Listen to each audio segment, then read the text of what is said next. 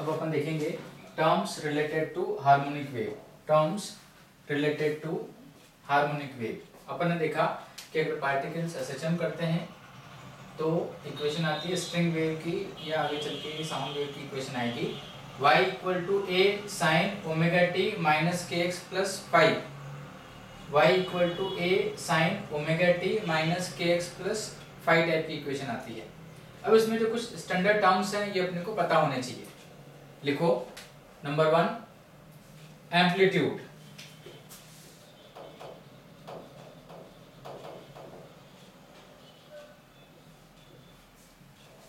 Number 1 amplitude, it is the maximum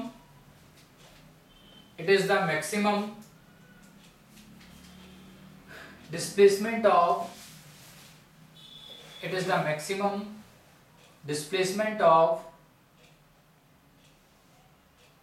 medium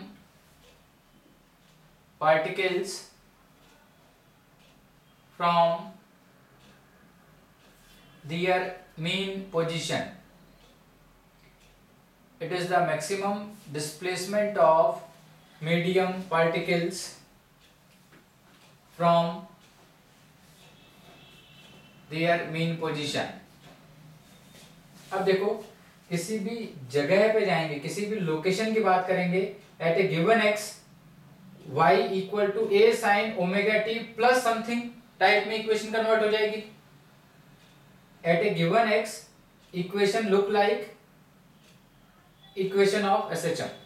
ऐसा लगेगा मानो वहां का पार्टिकल एसएचएम परफॉर्म कर रहा है। ध्यान से देखो, eight a given x, x constant हो गया, 5 के साथ मर्ज हो जाएगा, इक्वेशन आएगी a sine omega T plus something.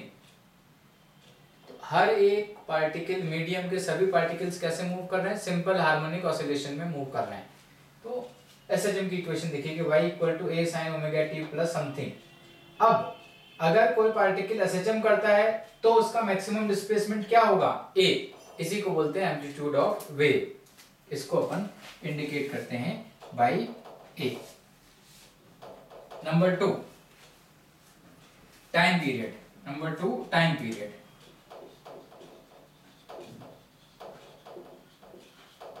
Number 2 time period.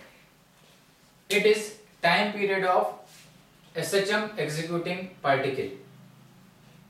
It is time period of SHM executing particle। या जो SHM में डेफिनेशन अपने लिखी थी वही डेफिनेशन यहाँ पर वैलिड है। वो डेफिनेशन क्या थी? Minimum time after which particle repeats it's state. Minimum time after which particle repeats it's phase या स्टेट, यानी मिनिमम टाइम जिसके बाद पार्टिकल वापस अपने उसी स्टेट को रिपीट करता है। एसएचएम में वही टाइम पीरियड हो गया भाई, यहां से स्टार्ट करेगा तो ये वापस यहां पर कब आएगा, उसी डायरेक्शन में, उसी वेलोसिटी में, उसी जगह पर कब आएगा वो बोलते हैं। दिख रहा है यहां से कि टाइम पीरियड टी से इंडिकेट करेंगे और एसएचएम के बेसिस पे इसको T equal to 2 pi by omega लिखते हैं।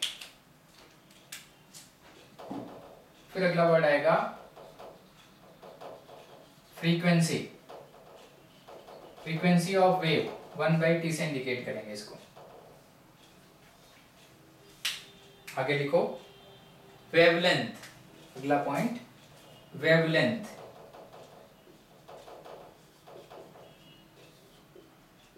वेवलेंथ इसकी अपन 2 डेफिनेशन लिखेंगे। पहले लिखो distance covered by the disturbance, distance covered by the disturbance in one time period। distance लिखो, distance covered by the disturbance in one time period। कितनी distance cover करेगा disturbance? v speed से time period t में इतना move करेगा, इसको अपन बोलते हैं। एक और डेफिनेशन लिखो, ये अपन आगे चल के और अच्छे से एक बार रिपीट करेंगे, अभी करेंगे जब फेज वर्ड यूज करेंगे। फिलहाल लिख लो, it is the minimum separation between the two particles, it is the minimum separation between the two particles oscillating in phase, oscillating in phase। आगे एक्सप्लेन करेंगे, फिर भी इसको देख लो, लिख दे रहे हैं यहाँ पर एक बार।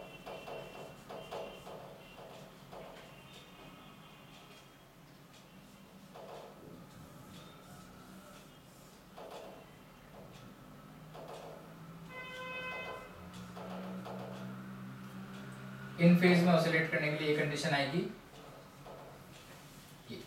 ये आगे चल के बताएंगे क्या है। अभी फिलहाल नोट कर लिया अपन ने कि ऐसा कुछ लिखा है। वेवलेंथ की एक डेफिनेशन तो ये हो गई, सेकंड डेफिनेशन ये। और बचपन में तुमने वेवलेंथ की और भी डेफिनेशन पढ़ रखी है।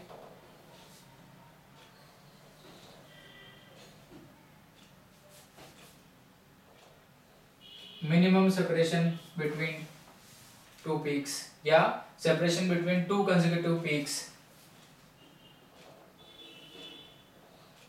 ये डेफिनेशन पुरानी हो गई है। ये डेफिनेशन 9th 10th क्लास में ठीक है। अब तुम्हें डेफिनेशन को इस तरह से और मोर प्रिसाइसली इस तरह से रिप्रेजेंट करना पड़ेगा। ये इसकी और ज्यादा अच्छी डेफिनेशन है।